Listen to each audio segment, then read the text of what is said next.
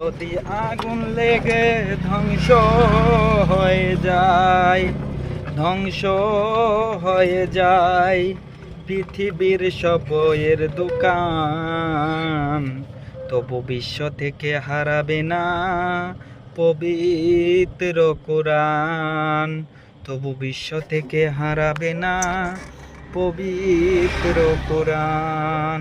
করবে কেমন করে কোরআন ধ্বংস? আগুনেরও তেজ আছে বিশ্বে ভরা রমণীত কোরআনে হাফেজ। করবে কেমন করে কোরআন ধ্বংস? আগুনেরও তেজ আছে বিশ্বে ভরা রমণীত কোরআনে হাফেজ।